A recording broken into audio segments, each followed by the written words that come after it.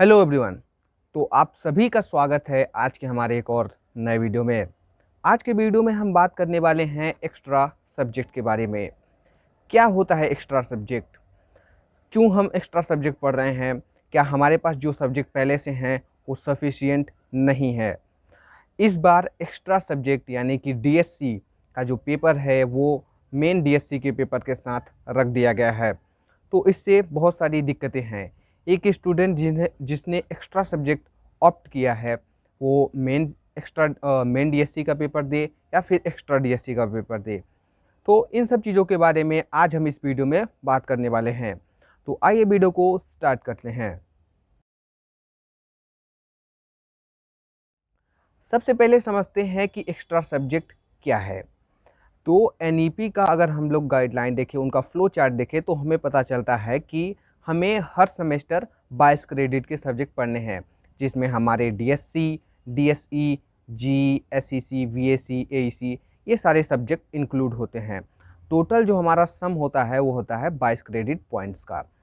लेकिन उसी गाइडलाइन में हमें ये देखने को मिलता है कि हम चाहे तो 18 क्रेडिट के सब्जेक्ट पढ़ सकते हैं और चाहे तो 26 क्रेडिट के सब्जेक्ट पढ़ सकते हैं।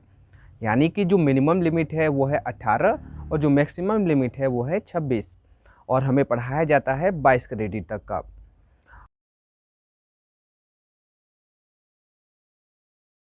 तो अब बात करते हैं कि हमें एक्स्ट्रा सब्जेक्ट की ज़रूरत क्यों पड़ी।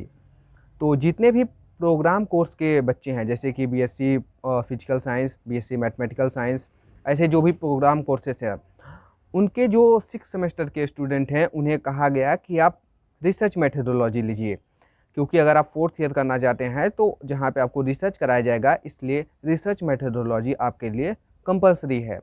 ऑनर्स के बच्चों को ये रिस्ट्रिक्शंस नहीं है।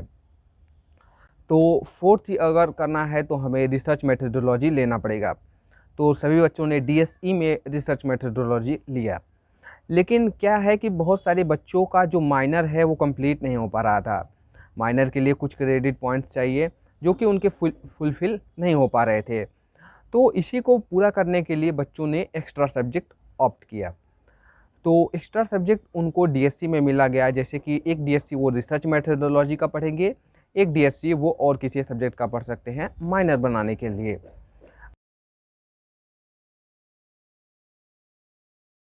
अब मेन प्रॉब्लम क्या है? तो मेन प्रॉब्लम ये है कि जो हमारा मेन डीएससी है जो हमें पढ़ना होता है और जो हमने एक्स्ट्रा डीएससी लिया है वो दोनों पेपर एक साथ कर दिया गया है। अब क्या है कि जनरली हर साल जो डीएससी का पेपर होता है वो सेम डे पे होता है, लेकिन इस बार स्पेशल केस है क्योंकि बहुत सारे बच्चों ने एक्स्ट्रा डीएससी लिया है। तो यूनिवर्सिटी को इसको चेंज करना चाहिए। वैसे तो बहुत सारे जैसे कि जितने भी बच्चों ने लिया है डीएससी एक्स्ट्रा, वो अपने टीचर से बात करते हैं तो उन्हें कहा जाता है कि आपका ये जो टाइम टेबल है, जो डेट शीट है, ये चेंज होगा, क्योंकि यूनिवर्सिटी को भी पता है कि बच्चों ने एक्स्ट्रा सब्जेक्ट लिया है। अब एक्स्ट्रा सब्जेक्ट लेने का प्रोसीजर ये था कि आपको एक अलग से फॉर्म आएगा जिसको आपको फिल करना है। उसके बाद एक्स्ट्रा सब्जेक्ट का जो हमारे पास एडमिट कार्ड है वो भी अलग से रिलीज़ किया जाएगा। ये एसएलसी पोर्टल पे नहीं शो करेगा। आप यहाँ पे गौर करें कि जो एक्स्ट्रा सब्जेक्ट है वो एसएलसी पोर्टल पे शो नहीं होता है। उसके साथ ही जो एक्स्ट्रा सब्जेक्ट है उसकी क्लासेस नहीं होती हैं। वहाँ पे आपको एक मेंटर अलॉट होते हैं जो आपके प्रैक्टिकल असाइनमेंट वगैरह, मार्क्स, ये सारी चीज़ों को देखते हैं। तो एक्स्ट्रा सब्जेक्ट लेने से आपको केवल खुद से पढ़ के एग्ज़ाम देना पड़ेगा। वहाँ पे कोई क्लासेस नहीं होंगी। ये भी एक इम्पॉर्टेंट बात है नोट करने की।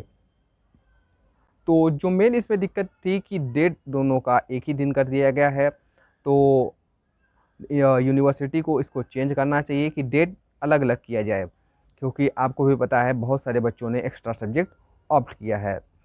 तो यही था आज का वीडियो जिसमें हम आपको एक्सप्लेन कर रहे थे कि एक्स्ट्रा सब्जेक्ट क्या है, उसमें मेन दिक्कत क्या है डेट्स को लेकर। आई होप आपको समझ आया हो कि एक्स्ट्रा सब्जेक्ट क्या है, क्या इसका प्रोसीजर है, कैसे इसका एडमिट कार्ड होगा, किस तरह फॉर्म फिल किया जाता है। तो वीडियो अच्छा लगा हो तो वीडियो को लाइक करें, चैनल को सब्सक्राइब करें और अपने दोस्तों के साथ शेयर करें। Thanks for watching.